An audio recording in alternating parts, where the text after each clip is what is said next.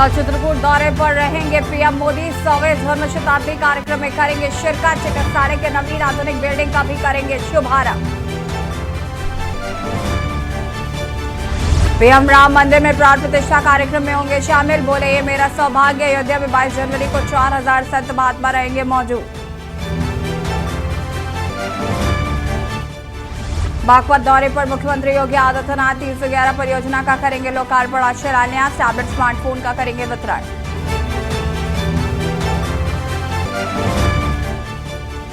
छत्तीस साल बाद एकाना में इतिहास बदलने को तैयार इंडिया। देश में विश्व कप के मैच में इंग्लैंड को नहीं हरा पाया भारत। धूल चटाने के लिए तैयार रोहित की सेना। ज्ञानवापी में भावनाएं भड़काने में एफआईआर पर फैसला। आज कोर्ट में कथित शिवलिंग को फव्वारा बताकर क्षति पहुंचाने की याचिका।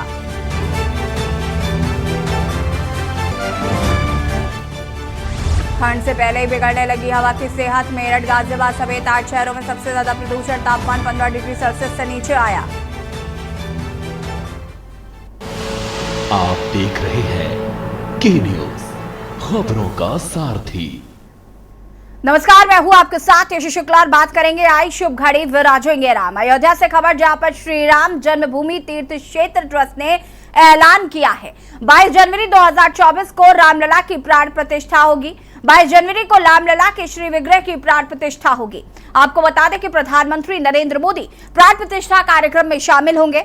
22 जनवरी 2024 को दोपहर 12:30 बजे कार्यक्रम आयोजित किया जाएगा। ट्रस्ट के पदाधिकारियों ने प्रधानमंत्री नरेंद्र मोदी को इसका निमंत्रण भेज दिया है। आपको बता दें कि अब इंतजार खत्म होने वाला है। वर्षों से जो इंतजार चला आ रहा था कि आखिर राम मंदिर कब बनेगा, कब इसमें रामलला विराजेंगे, और अब वो इंतजार की घड़ी कहीं ना कहीं कम होने वाली है। तिथि जो है वो नियत कर दी गई है। 22 जनवरी को प्राण प्रतिष्ठा कार्यक्रम होगा और रामलला को विराजमान किया जाएगा अयोध्या में, जो राम मंदिर बनकर तैयार हो रहा है।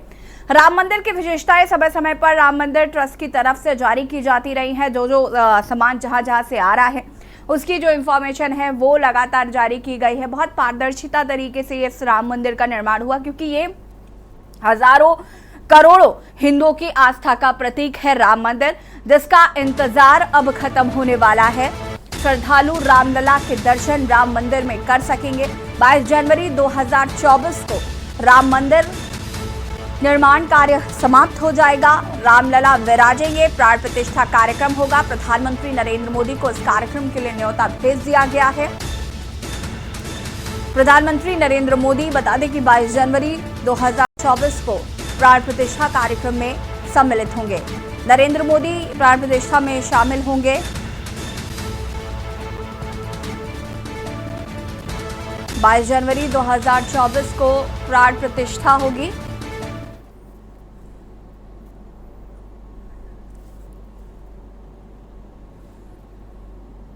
कार्यक्रम को लेकर तैयारियां शुरू कर दी गई हैं।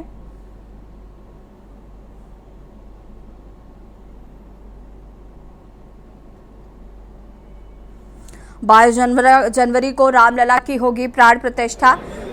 22 जनवरी की तारीख को रामलला की प्राण प्रतिष्ठा के लिए चुना गया है। आपको बता दें कि इस तिथि को बेहद शुभ माना जा रहा है। ज्योतिष के मुताबिक 22 जनवरी को मृगशीर्ष नक्षत्र का योग बन रहा है, जो खुद में बेहद खास है। माना जाता है कि 22 जनवरी की तारीख पर बन रहे योग विष्णु पुराण के मुताबिक भी बेहद शुभ हैं। कहते हैं इन योगों से शुरू हुए काम कालजयी साबित होते हैं, इसलिए 22 जनवरी की तिथि को नियत किया गया है। और अब उद्घाटन की तिथि सामने आ गई है। अयोध्या में बन रहे भव्य राम मंदिर के उद्घाटन की तिथि, जिसका राम भक्तों को लंबे समय से इंतजार था, आखिरकार वो तिथि अब निर्धारित हो गई है। अगले साल की शुरुआत में 22 जनवरी 2024 को राम मंदिर का पूरे विधि विधान से उद्घाटन किया जाएगा। प्रधानमंत्री नरेंद्र मोदी इस दिन अयोध्या में उपस्थित रहकर राम मंदिर के उद्घाटन कार्यक्रम के साक्षी बनेंगे। उन्होंने राम मंदिर ट्रस्ट के पदाधिकारियों का न्योता स्वीकार कर लिया है। और आपको बता दें कि पीएम ने अपने सोशल मीडिया के माध्यम से इस बात की जानकारी भी दी है कि वो यहाँ पर मैं इस ऐतिहासिक अवसर का साक्षी रहूंगा। और इसी खबर पर हमारे साथ अयोध्या से संवाददाता आरपी सिंह जुड़ चुके हैं। आरपी सिंह जी, क्या कुछ जानकारी है राम मंदिर निर्माण की? अगर हम पहले बात करें तो कितना अभी तक इस मंदिर का निर्माण हो चुका है, बहुत सारी विशेषताएं हैं इस राम मंदिर को। समय समय पर हमने देखा कि यहाँ पर जो अन्य मूर्तियां लाई गई वो अलग अलग जगहों से आ रही हैं, बहुत अलग अलग जगहों से यहाँ पर मिट्टी लाई गई, अलग अलग नदियों का पानी लाया गया। बहुत विशेषताएं हैं इस राम मंदिर की। और जिस तिथि का कहा जाता था कि मंदिर वही बनाएंगे लेकिन तारीख नहीं बताएंगे, हालांकि अब तारीख भी आ गई है 22 जनवरी 2024। जी आयुषी जी, बताना चाहेंगे राम मंदिर की तारीख निश्चित हो गई। कि दर्शकों को भी बताना चाहेंगे, जो लाखों करोड़ों दर्शक हैं उनको भी बताना चाहेंगे कि वो समय आ चुका है जब भगवान राम टेंट में रहते थे, वो समय आएगा जो अपने भव्य दिव्य मंदिर में विराजमान होंगे। तो बहुत जल्दी वो पल आ रहा है और यहाँ की तैयारियां बहुत तेजी से की जा रही है और जगह जगह पे हर व्यवस्थाएं सुटेबल रूप से की जा रही है। चाहे प्रशासन व्यवस्था उसको भी देख रेख करते और ट्रस्ट भी अपनी व्यवस्था सुचारू रूप से कर रहा है। चाहे यहाँ यात्री आने के, चाहे प्राण प्रतिष्ठा के समय जितने लोग आएंगे उनकी व्यवस्था सबके लिस्ट जारी की जा रही है। और जहाँ यहाँ पे रोड का जितना काम बाकी है, जितना जी चीजें बाकी है, उसको तेजी से किया जा रहा है, क्योंकि सूबे के मुखिया योगी आदित्यनाथ जी के देखरेख में ही इसका कार्य बहुत तेजी से चल रहा है। जी बिल्कुल। अगर हम बात करें अभी मंदिर निर्माण में क्या कुछ शेष रह गया है, अभी कितना काम बाकी है, अभी कितना वक्त लगेगा, क्या सीधे 2024 22 जनवरी को ही हम सीधे राम मंदिर का पूरा निर्माण देख पाएंगे? जी आपको बताते चले कि मंदिर का कार्य लगभग पूरा हो चुका है, नीचे का तल का, और कुछ ही पल शेष रहे, क्योंकि यहाँ पे जो है बहुत जल्दी ही नगर में जो है इसकी शोभा यात्रा भी निकाली जाएगी प्राण प्रतिष्ठा से पहले। तो जो प्रशासन यहाँ पे पहले से ही व्यवस्थित कर चुका है। अभी सूबे के मुखिया योगी आदित्यनाथ जी ने प्रेस कॉन्फ्रेंस की थी, जो भी कार्य शेष बचेगा, चाहे राम पथ हो, चाहे भक्ति पथ हो, जितने भी रोड का कार्य हो, चाहे मंदिर का कार्य हो, वो अक्टूबर के लास्ट तक पूरा करने का सबको जो है एकदम वो कर चुके हैं, पसंद दे चुके हैं। जी आरपी सिंह जी, अभी चरण पादुकाओं को लेकर भी एक शोभा यात्रा निकलनी है। चरण पादुका जो है वो आ रही है और एक लंबा रास्ता तय करके चरण पादुका पहुंचेंगी, इसको लेकर भी क्या कुछ जानकारी है? जी आपको बताते चले, चरण पादुका जो है 84 को चल रही है, जगह जगह पर इनका शोभा यात्रा में स्वागत सम्मान हो रहा है। और ये जो है जब प्राण प्रतिष्ठा होगी उसी के समय पे इनको ट्रस्ट को समर्पित की जाएगी। यहाँ के कुछ लोगों से बात कराएंगे कैसा उत्साह है यहाँ पे, क्योंकि जब से जान पाए हैं कि भगवान राम अपने भव्य दिव्य मंदिर में विराजमान होंगे, तो यहाँ के यात्री से लेकर के सबका उत्साह 2 गुना हो गया। क्योंकि राम मंदिर में सबकी इंतजार था कि कब रामला अपने भव्य दिव्य मंदिर में विराजमान होंगे और टेंट से बाहर आएंगे। अभी आपको बात कराते हैं। भैया बताइए, आप तो यहाँ के हैं, क्या कैसा रहेगा भव्य दिव्य मंदिर का? रहेगा भगवान की कृपा से पूरा अयोध्या सज गई है। अब समय है कि प्राण प्रतिष्ठा का समय जल्द से जल्द आ रहा है। 22 तारीख को फिक्स हुआ है और अयोध्या में पूरे भारतवर्ष के राम भक्तों में बहुत खुशियां हैं। भगवान राम अभी तक टेंट में थे, अब अपने भव्य दिव्य मंदिर में विराजमान होंगे, वो पल कैसा रहेगा आपको? वो पल नंबर 1 का स्वर्ग का ही दर्शन होगा उस समय, जब भगवान राम जी विराजमान हो जाएंगे। पूरे विश्व में ऐसा मंदिर नहीं जैसा मंदिर अयोध्या में बन रहा है। राम लला जी का विराजेंगे। 22 जनवरी को भगवान का आरती पूजा शुरू होगी। कहीं ना कहीं आशु जी ये भी बताना चाहेंगे कि राम नगरी अयोध्या जो है अपने भव्य रूप में आ रही है, एकदम दिव्य रूप में दुल्हन की तरफ सजाई जाएगी। कहीं इसमें चाहे रोड का काम हो, पूरी अयोध्या रोड में पूरी तरीके से रंगाई पुताई की जा रही है। एक अयोध्या जो है दिव्य अयोध्या एक तरह से नजर आएगी, क्योंकि रोड पे भी जितनी चीजें काम किया जा रहा है कि चाहे दुकानें हो, एक तरीके से फ्रेम आपका जवाब जानकारी देने के लिए आरपी सिंह जी, और हर एक अपडेट आपसे आगे लेते रहेंगे हम। 22 जनवरी को रामलला के श्री विग्रह की प्राण प्रतिष्ठा होनी है। आपको बता दें कि प्रधानमंत्री नरेंद्र मोदी ने न्योता स्वीकार कर लिया है। प्रधानमंत्री ने ही राम मंदिर की आधारशिला रखी थी और वो उस कार्यक्रम में आकर प्राण प्रतिष्ठा कार्यक्रम में इसके साक्षी बनेंगे। खुद ये जानकारी उन्होंने एक्स के जरिए दी है। और आपको ये भी बता दें कि राम मंदिर का काम जो है वो लगभग अपने समय से पहले पूरा हो जाएगा। और दीपोत्सव को लेकर भी अयोध्या में तैयारियां चल रही हैं। दिवाली के टाइम पे जो दीपोत्सव का आयोजन किया जाता है,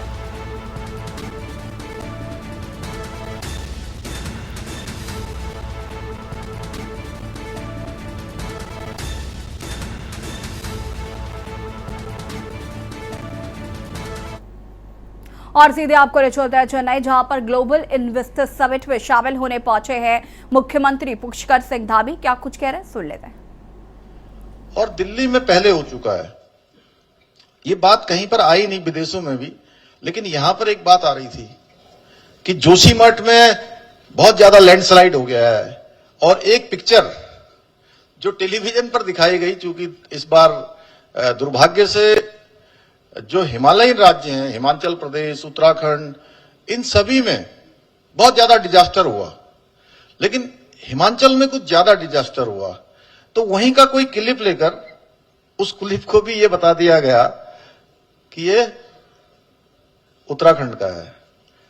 तो मैं आपको बताना चाहता हूं कि देखिए, डिजास्टर आया जरूर, लेकिन भगवान की कृपा से बहुत लोगों की कोई जान माल की बहुत हानि नहीं हुई। और जोशीमठ भगवान बद्रीनाथ जी का द्वार है, और उसी द्वार से इस बार हमारे यहाँ कितने, सचिन जी, कितने लाख जोशीमठ वहां बद्रीनाथ, नहीं, चारों धाम तो 50 लाख से ऊपर हो गए, लेकिन 18 लाख लोग अभी तक बद्रीनाथ जी के केवल दर्शन कर चुके हैं। तो आप स्वयं अंदाजा लगाइए कि अगर कोई स्थिति खराब हो रही होती, कोई वहां पर अच्छा नहीं हो रहा होता, तो लोग कैसे आते। बल्कि हमको तो कई बार रोकना पड़ता था, हमको अपील करनी पड़ती थी कि आप अभी यहां पर थोड़ा स्थिति ठीक नहीं है, थोड़ा स्थिति खराब है, इसलिए आप अभी मत आइए, अपनी यात्रा रोक दीजिए, मौसम ठीक हो जाएगा तो आप यात्रा अपनी करिए। उसके बावजूद भी भक्तों का सैलाब, तीर्थ यात्रियों का सैलाब लगातार, और हमारे चारों धाम, विशेषकर से बद्रीनाथ और केदारनाथ जैम पैक्ड, हर समय जो है इतनी संख्या थी कि उनका इंतजाम करना हमारे लिए कठिन होता है। हरिद्वार में जहां से हमारे आपने 6 साल जहां करा, मुथु जी ने, तो 6 साल जहां करा आपने, वहां इस बार जो कावड़ यात्रा है हमारी, 15 से 20 दिन की कावड़ यात्रा, शंकर जी, इस 20 से 1 महीने की यात्रा में 4 करोड़ 15 लाख लोग आए, जो मां गंगा का जल लेकर अपने अपने स्थानों को गए। तो आप अंदाजा लगा सकते, पूरी तरह से सेफ है। हमारे पास 6000 एकड़ का हमने लैंड बैंक बनाया है, 6000 एकड़ का लैंड बैंक इंडस्ट्री के लिए बनाया है। और बड़े बड़े ऑर्गेनाइजेशन, बड़े बड़े उद्योग समूह, जिनके बहुत सारों के नाम लिए इन्होंने, मैं उन नामों को दोहराना नहीं चाहता, वो सारे वहां पर काम कर रहे हैं। कानून व्यवस्था की स्थिति अच्छी है, किसी प्रकार का जो हमारा श्रमिक वर्ग, लेबर क्लास और मैनेजमेंट, दोनों में कोई क्लैश नहीं है कहीं पर। सरकार हर जगह सहयोगी है, हमारा प्रशासन सहयोगी है। हमने 30 से ज्यादा 30 पॉलिसी हम नई लेकर आए हैं, हमने नई पॉलिसियों को लाए हैं। बहुत सारी पॉलिसी हमने लिबरल की है, लॉजिस्टिक की पॉलिसी बनाई है, एमएसएमई की पॉलिसी बनाई है, टूरिज्म की पॉलिसी बनाई है, इंडस्ट्री की पॉलिसी बनाई है। ये सारी पॉलिसियां हम लाए हैं। इसलिए मैं आप सबसे कहना चाहूंगा कि उत्तराखंड आइए, इकोनॉमी विद इकोनॉमी का हमने मॉडल बनाया है। और निश्चित रूप से आप सब लोग, जितने भी लोग आज यहां आए, ये क्रीम है, ये चेन्नई की क्रीम है, क्रीम ऑफ चेन्नई में कह सकता हूं ना इसको, क्यों शंकर जी, कह सकते हैं?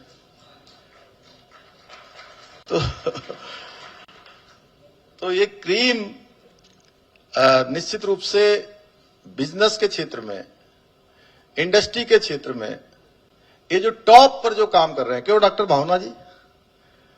तो ये मैं आप सबको इनवाइट करने के लिए आया हूं कि आप एक बार देखिए, जिन लोगों ने देखा नहीं है वो आइए, एक बार वहां की यात्रा करिए, हमारे यहाँ के पर्वतों को देखिए, हमारे यहाँ के वनों को देखिए, और हमारे यहाँ की इंडस्ट्री को भी देखिए। आप इंडस्ट्री को देखेंगे, नदियों को देखेंगे, ग्लेशियर को देखेंगे, तो आपको लगेगा कि पूरे विश्व में, मैं केवल भारत की बात नहीं कर रहा हूं, पूरे विश्व में सबसे सुंदर स्थान कहीं है तो देवभूमि उत्तराखंड है। और मैं आपको बताऊं कि मैं जब वहां अबू धाबी के शेख, उनसे मिलने गया, तो बोले कि वेलकम, आइए आप तो जो इंडिया में एक स्विट्जरलैंड है, वहां के स्टेट से आए हैं। तो इस प्रकार की संज्ञा जो है विदेशों में लोग देते हैं। तो मैं आपसे कहूंगा कि आप जरूर आएं, और आपको वहां पर एक अच्छा एटमॉस्फेयर मिलेगा। और सबसे अच्छा एटमॉस्फेयर क्या है? कि ये मीनाक्षी सुंदरम यहाँ पर बैठे हैं। आज मैंने ये इसी शहर में पढ़े हैं, यहीं से इन्होंने डॉक्टरी करी है। और चेन्नई से मुख्यमंत्री पुष्कर सिंह धामी को आप यहाँ पर सुन रहे थे। आपको बता दें कि इस समय मुख्यमंत्री पुष्कर सिंह धामी चेन्नई में है, जहाँ पर ग्लोबल इन्वेस्टर समिट पे उन्होंने भाग लिया। साथ ही साथ उन्होंने उत्तराखंड में जो होने वाला ग्लोबल इन्वेस्टर समिट है उसको लेकर विदेशी मेहमानों को आमंत्रित भी किया है। रुकेंगे एक छोटे से ब्रेक के लिए, जो हासिल होते हैं। आप देख रहे हैं के न्यूज, खबरों का सारथी। ब्रेक के बाद एक बार फिर से आप सभी का स्वागत है। लखनऊ से खबर आपको बता देते हैं, जहां पर कांग्रेस प्रदेश कार्यालय के बाहर लगी होर्डिंग 2024 में राहुल, 2027 में राय, 27 में राय। देश प्रदेश बोल रहा है हाथ के साथ आए। होर्डिंग में किसानों को एमएसपी, ओपीएस और रोजगार का वादा किया गया है। वृद्धा पेंशन और महिला आरक्षण तुरंत लागू जैसे मुद्दे गिनाए गए।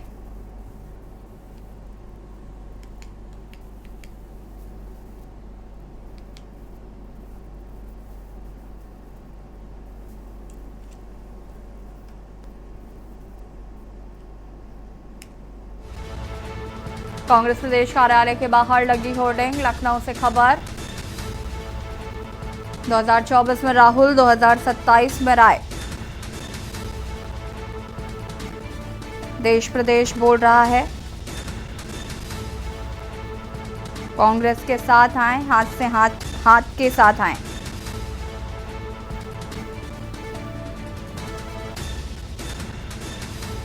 देश प्रदेश बोल रहा है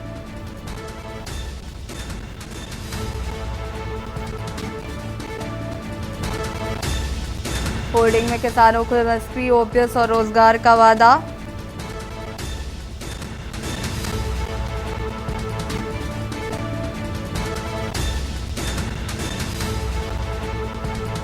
और ये होर्डिंग आप देख सकते हैं, 2024 में राहुल, 2027 में राय। देश प्रदेश बोल रहा है हाथ के साथ आए। ये होर्डिंग्स लगाए गए हैं।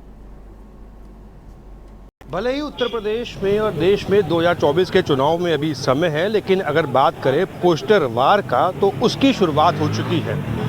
कुछ दिन पहले समाजवादी पार्टी कार्यालय के बाहर अखिलेश यादव को भावी प्रधानमंत्री का चेहरा बताया गया था, लेकिन अब कांग्रेस पार्टी जो कार्यालय है उसके बाहर भी एक पोस्टर लगा दिया गया है। पोस्टर में 2024 में राहुल और 2027 में राय, मतलब कि उत्तर प्रदेश में जो चुनाव होंगे उसमें मुख्यमंत्री का चेहरा अजय राय को दर्शाया गया है, और देश के जो 2024 के चुनाव होंगे उसमें प्रधानमंत्री का चेहरा राहुल गांधी को बताया गया है। पोस्टर वार की जो शुरुआत है वो हो चुकी है। राजधानी लखनऊ में लगातार पोस्टर वार देखने को मिल रहा है। अखिलेश यादव के पार्टी कार्यालय के बाहर और अब कांग्रेस पार्टी कार्यालय के बाहर लगातार सभी अपने आप को प्रधानमंत्री और मुख्यमंत्री का चेहरा बता रहे हैं। जिस तरीके से 2027 में मुख्यमंत्री का चेहरा बताया गया है अजय राय को, और देश के जो प्रधानमंत्री की अगर बात करें तो वो राहुल गांधी को बताया गया है।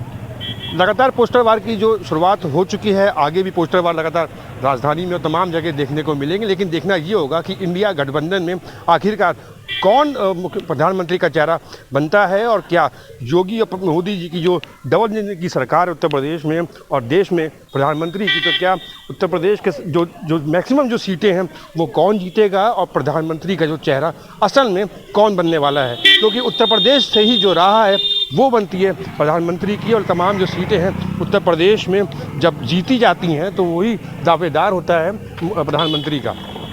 अब देखना ये होगा कि प्रदेश में कितनी सीटें इंडिया गठबंधन को मिलती हैं, या बीजेपी एक बार फिर प्रदेश में और देश में जो सीटों को ज़्यादा से ज़्यादा हासिल करती है। भरत सेठी, के न्यूज़ इंडिया, लखनऊ। भले ही उत्तर प्रदेश में तो लोकसभा चुनाव में कहते हैं कि यूपी का एक बड़ा योगदान है, और यूपी कहीं ना कहीं लोकसभा में जीत हार को तय करता है। ऐसे में यूपी में पोस्टरबाजी शुरू हो गई है। इससे पहले अखिलेश यादव को भावी प्रधानमंत्री बताया गया था, तो अब राहुल गांधी को भावी प्रधानमंत्री बताया गया है। तो कहीं ना कहीं पोस्टर वॉर जो है वो साफ तौर पर राजधानी में देखने को मिल रहा है। और अब आपको लखनऊ से खबर बता देते हैं, जहां पर चिन्हट पुलिस को बड़ी सफलता मिली। मास्क और टोपी लगाकर चोरी करता था गिरोह। चोरी करने वाले गिरोह के 3 सदस्य गिरफ्तार कर लिए गए हैं। तीनों आरोपी बंद घरों में चोरी की घटना को देते थे अंजाम। पहचान छुपाने के लिए पहनते थे मास्क और टोपी। चिन्हट क्षेत्र में कई घटनाओं को चोरों ने अंजाम दिया था। पुलिस ने आरोपियों के पास से नकदी व जेवरात बरामद किए हैं।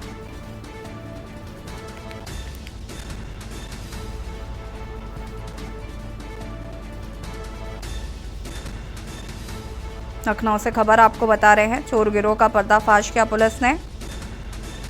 चनहट क्षेत्र में कई घटनाओं को चोरों ने दिया था अंजाम।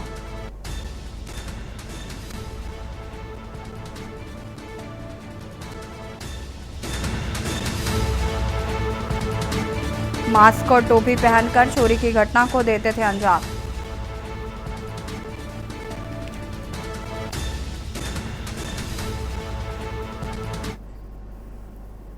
खबर उत्तर प्रदेश में फिलहाल इतना ही। देखते रहिए के न्यूज़ इंडिया। नमस्कार।